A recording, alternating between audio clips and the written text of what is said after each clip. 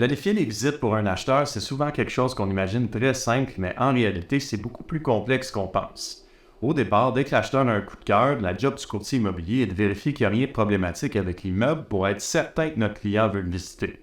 On commence par regarder l'historique de la propriété, le montant de l'hypothèque enregistrée, le nom des vendeurs.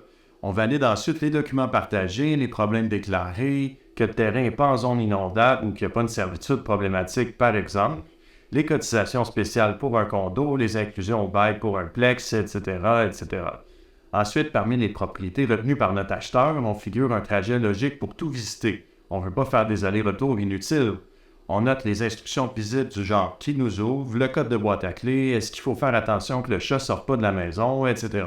Selon la vitesse de visite de notre client, on établit le temps qu'on va passer en moyenne sur chaque propriété. Ensuite, il reste à valider le temps de déplacement entre chaque propriété sans oublier d'inclure le trafic en heure de pointe. On s'ajoute une petite marge d'erreur parce que c'est mieux d'arriver en avance et d'attendre un peu que d'arriver en retard. Et le tour est joué. L'acheteur choisit le moment des visites, bien évidemment.